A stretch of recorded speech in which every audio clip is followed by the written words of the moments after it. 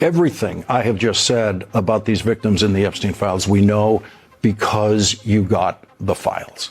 Well, you laid out the stakes very factually and seriously. I mean, people need to understand what happened here. There was someone who has accused the President of the United States of assaulting her at 13. And she was interviewed by the FBI not once, not twice, 4 times. That means obviously the FBI took it very seriously. And the FBI chooses to release one of those interviews where Donald Trump is not mentioned, but chooses to cover up and not release 3 of those interviews. You said this is the end of the Epstein, of your review of the Epstein files.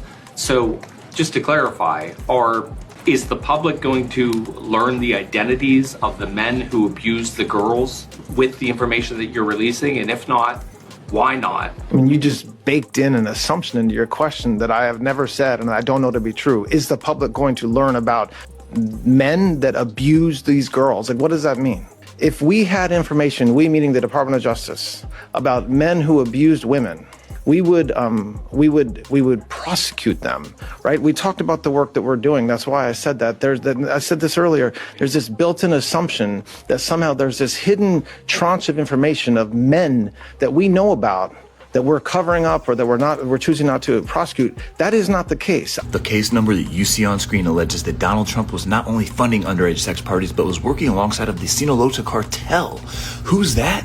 Do you guys remember when Donald Trump pardoned the former Honduran president who was convicted of trafficking tons of cocaine into the United States?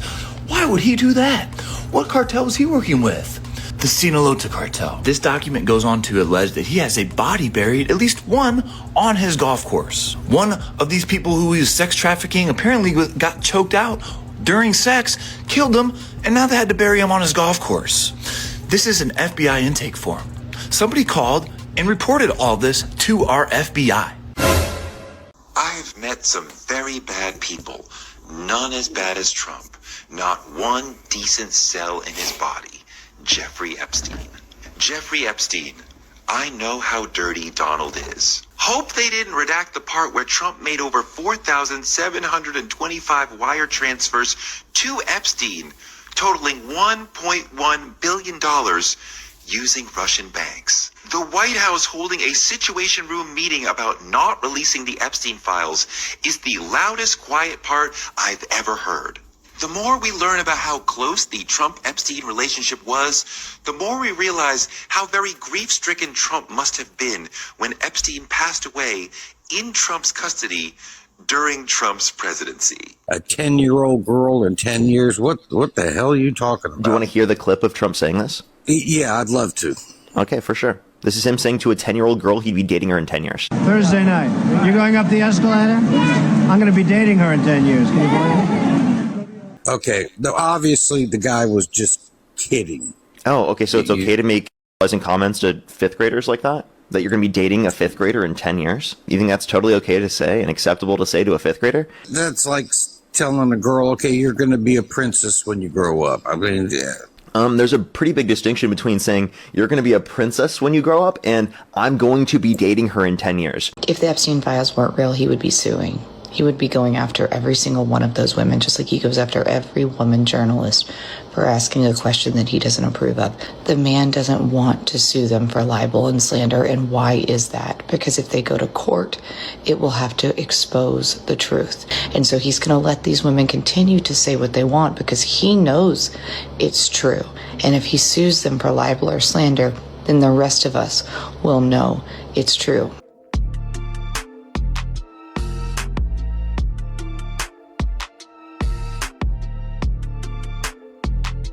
Greetings to you all. Welcome to Bold Perspectives Network. I'm Mr. Red. I know that we've talked about these Epstein files before, and as I start looking at more of this stuff, I ask the question, why aren't more Americans angrier about the Epstein files? And then I noticed a pattern. I noticed a pattern of behavior for the people who continue to support this man despite the evidence out there that there is smoke right now, which means there's fire. Why are these people who supposedly are patriots, who supposedly love this country, aren't standing up, who seem to be complicit in hiding these files and hiding the truth from us?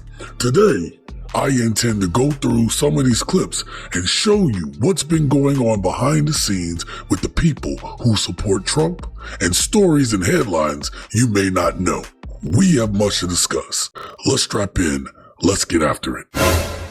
The sentence as to count 1 of life in prison. The court finds that you qualify as a sexual predator, and I'm going to designate you as such. That is a man that Donald Trump let out of prison, who went on to abuse 2 small children. Donald Trump pardoned him, and while he should have been behind bars, went and abused children. Not an undocumented migrant, not a drag queen story hour participant, a red-blooded MAGA American that Donald Trump let back onto the streets. You think that's the only one? Man, have y'all heard about all the violent child sex offenders and child predators that Trump gave pardons to? It's crazy to think people actually think Trump is a Christian. This is David Daniel. He's a Trump supporter. He was arrested for and Trump gave him a pardon. This is Dylan Harrington. His nickname is the MAGA Lumberjack. He was arrested for sexual assault, and Trump gave him a pardon. This is Trump supporter Andrew Tate. He was arrested and charged for sex with a child, and Trump gave him a pardon. This is Kyle Colton. He was arrested for kitty and Trump gave him a pardon. Theodore Mittendorf. He was arrested for assaulting a child, and Trump gave him a pardon. Alan St. Orge. This MAGA lover was arrested for punching a woman in the throat because she didn't want to have sex with him, and Trump gave him a pardon. This is Edward Kelly. He was found guilty for plotting to kill FBI agents. This is John Andreas. He was arrested for assaulting multiple people, including police officers, and Trump gave him a pardon. Trump is really out here giving pardons to child offenders. Christians for Trump. How do y'all support a man that's so evil?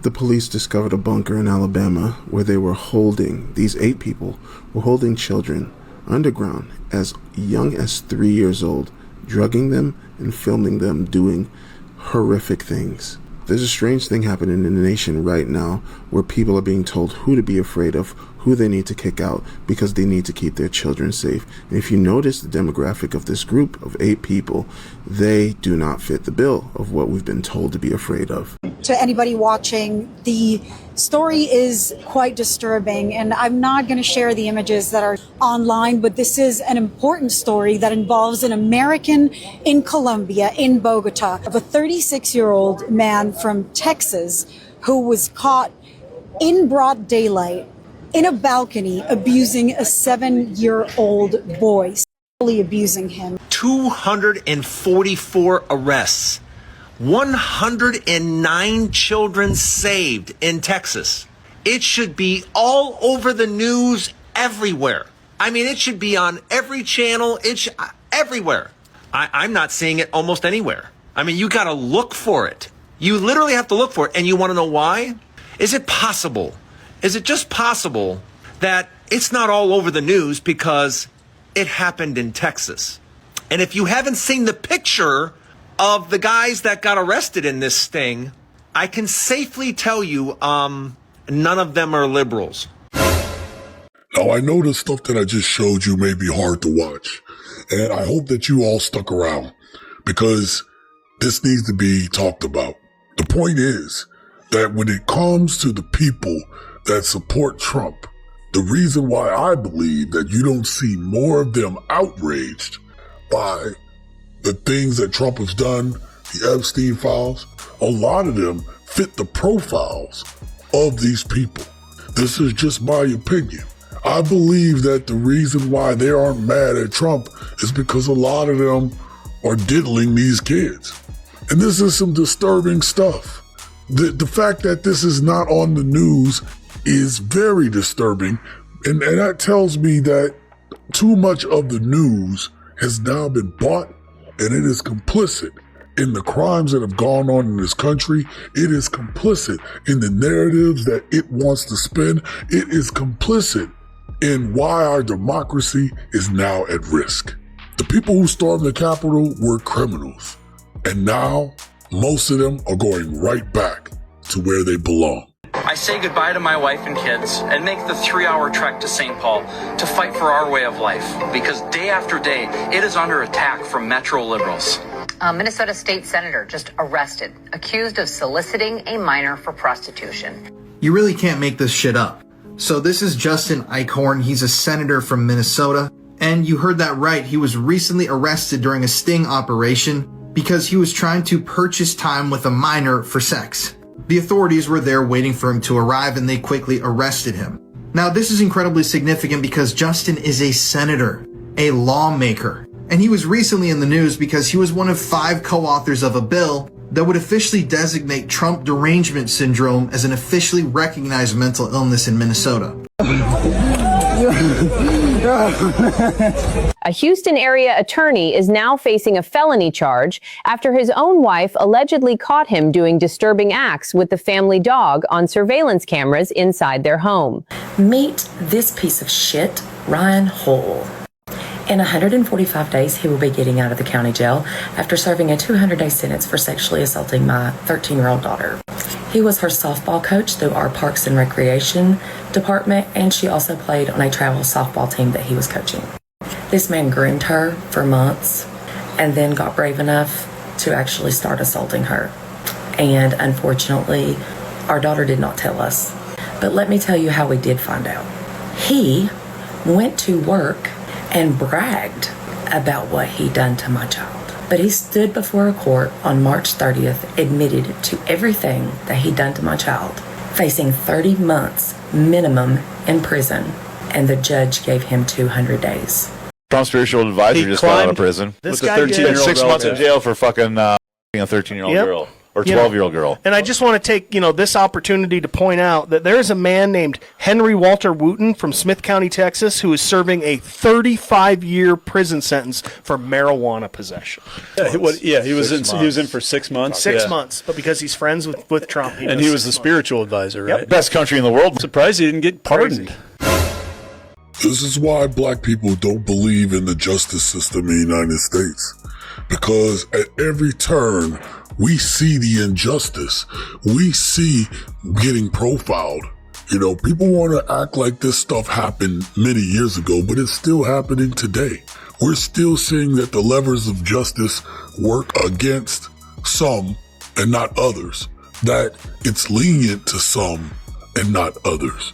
And so when you go ahead and you start to see that the exact same people who are in these state houses, who are attorneys, who actually supposed to enforce the law, actually engaging in behavior that is contrary to the law and the oaths that they took, how can anyone, not even just black people, but how can anyone believe that there is justice for all in this country? So you're telling me they find 71 little girls in a sewer under a synagogue and they was just exploring? Nyack police had to come and rescue 71 little girls who were on a trip and took it upon themselves to go explore the sewers.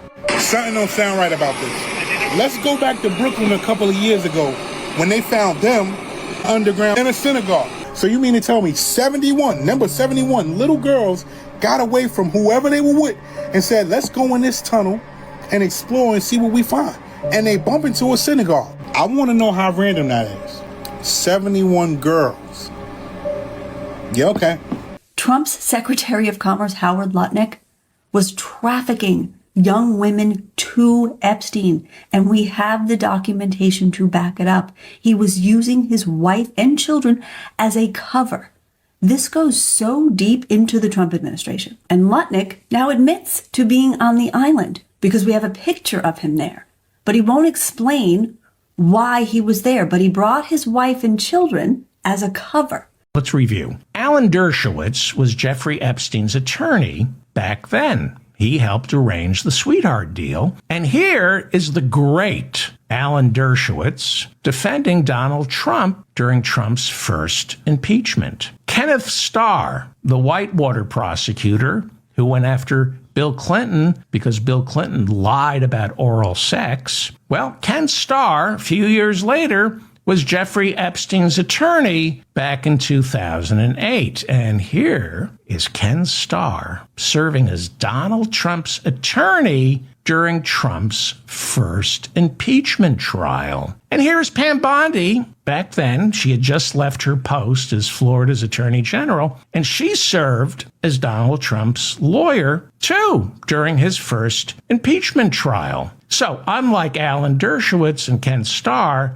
Pam Bondi wasn't also Jeffrey Epstein's defense lawyer. No, she was way more important to Jeffrey Epstein. She was Florida's Attorney General when nearly 200 of Epstein's victims in Florida began suing Jeffrey Epstein in civil court. Why civil court and not criminal court? Because the Florida Attorney General, Pam Bondi, wouldn't bring charges against Epstein despite the overwhelming evidence being presented by lawyers for the 200 victims down in Florida. Pam Bondi was Florida's Attorney General in 2018 when the Miami Herald broke that big story of 80 victims of Epstein's abuse.